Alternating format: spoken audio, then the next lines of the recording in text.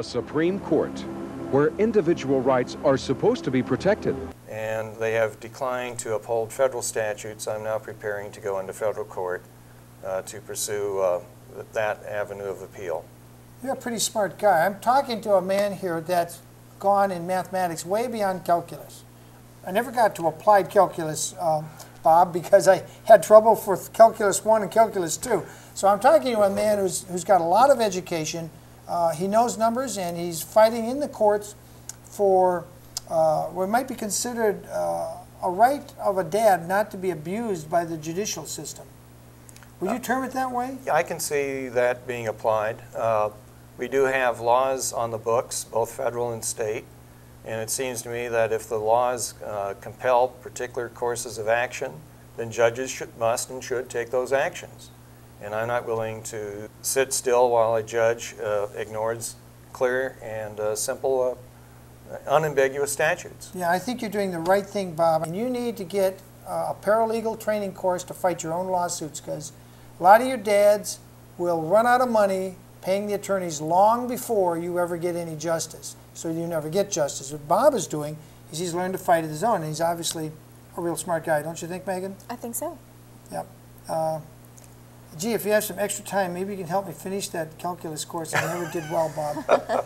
It's always bothered me that I could not succeed in that calculus course. BJ, to set your mind at ease, after you finish all those math classes, it's amazing you never get to use the material, or rarely get to use the material. Well, that's some comfort to me. That is some genuine comfort, because for years I felt a little less equal than everybody else because I could not get through that math course. Of course, there was a pretty young gal I later married, which kept me well distracted, and I'm still married to her, so I guess, I don't know, there's trade-offs. There's trade-offs. So, you know, I got the marriage and 5 children from her, so I'm pondering, how many of the other guys do you think were in there for father-related issues where the courts would just say, we're going to hose you down till you comply? Do you think there was maybe 1 other or 2 others? Each of the pods held roughly 96 detainees, so I mean there was capacity for 96 detainees, 2 per cell, so that'd be 48 cells. I don't know how many pods there are in the facility, but and certainly you don't have the time to talk to 96 people every day. But certainly I had the impression that there were, you know, I was not an exception for being detained on civil contempt for non-payment. In my case, mine was on appeal. The other people I did speak with clearly did not have the wherewithal, either the financial or the intellectual wherewithal to do an appeal. And as a consequence, they were basically occupying out jail on a limb. space. Yeah. They were just occupying jail space. Using taxpayer dollars. Yeah, using up taxpayers' dollars, probably costing the taxpayers in New Hampshire, what, $50 a day to keep them locked up? Oh, I think it'd be far more than that. Much more. Probably $100 a day just to keep them locked up, or no danger to anybody. Actually, I heard that one county jail can cost up to $40,000 to keep one prisoner comfortable for a year. Just one prisoner, $40,000. Yeah. Oh yeah, easily for a year when you start talking yearly. And this is an issue vital here in Santa Barbara and San Luis County, because they're talking about building a new north part of Santa Barbara County jail facility. And my observation has been that about 10% of the people in there, though the jailers and the sheriff, Jim Anderson, seem to deny this, 10% of them are just dads out of work that can't comply with court orders because they don't have the money. So they lock them up, and they still can't comply. And unbeknownst to you, about a year ago, after talking to Wilbur Street, who's familiar with this, I contacted a bailiff who just retired in I won't say exactly what month, but it was in 2002. And he estimated that about 20% of their lockups for about 3 years were just non-compliant fathers, most of which could not comply because they were out of work, and apparently there's been a big unemployment problem in New Hampshire, and a lot of people had lost their jobs. The past 10 years in terms of high tech in New England has been very brutal. Quite a number of major computer companies are no longer in business. Computer vision. Data General's out of the computer business, or just out of New Hampshire? No, they're out of the computer business, period. Completely? Well, they basically got bought up in But these companies are no longer in business.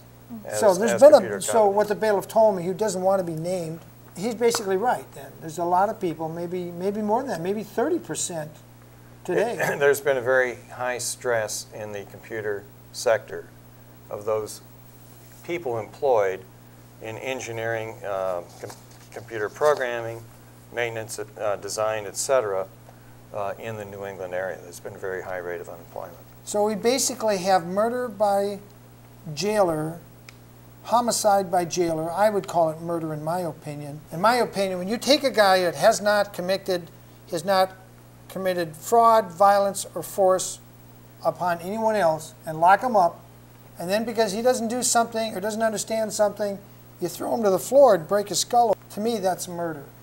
I do want to correct a point, though. When I have described the sound of his impact being a crack splat on the concrete floor, his skull was not split open. I don't want to leave that impression with anyone. That was the sound that I heard, and probably the splatting sound was that of the lungs being compressed, the air being squeezed out of the lungs from the force of the impact. When they removed him from the facility, there were no bodily fluids at all on the floor. Okay. So I don't want to leave that impression. But he was still dead within 24 hours. That is correct. And if I understand rightly, they didn't hold him any longer, but called his parents and had his parents come and pick him up at the jailhouse door? Yes, that's... And he was sort of semi-comatose, and they walked him up? Yes, I've talked to his parents, and that's basically what they have described. It's the jailhouse nurse who escorted Brian and his parents to the car, advised his parents that they take him immediately to a hospital because he needed critical care. And they took him, we have 2 hospitals in Manchester. They took him to one of the hospitals. That hospital was not able to care for him. He was then taken to the second hospital, where he died approximately a day later or 2 days later. Another sad story of judicial abuse in father's rights cases. Only this man died, and my heart goes out to Mr. Armstrong's son, who now will not have a dad to take him hiking, camping, hunting, or anything else. And I understand he had a good relationship with his son. Whatever the relationship had deteriorated with his ex-wife, his relationship with his son was good, according to the tapes I watched that Wilbur Street interviewed them with, and that's really sad. I speak to you, Judge Staffel, and you new judges on the bench. Before you get heavy-handed with your child support orders, think about Brian Armstrong, who was simply being held for non-appearance and ended up dead. How does that help the children? How does that help the children? Megan, what do you think? Does that help the children? No, it doesn't. Not at all. Although I do have a question. Although I'm not one to refute, you know, a man who has a professional background and a college degree, and obviously I wasn't there.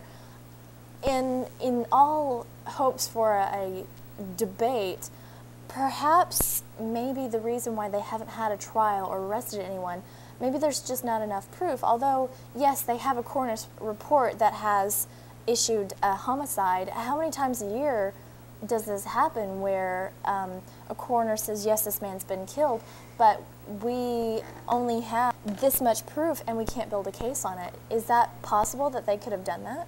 I suppose that is possible. I think there's another issue here, which is something that I'm not prepared to elaborate upon for lack of study, but the Valley Street Jail in Manchester, New Hampshire has had a long, torturous record of constant complaints to officials on prisoner situations or incarcerated inmate situations.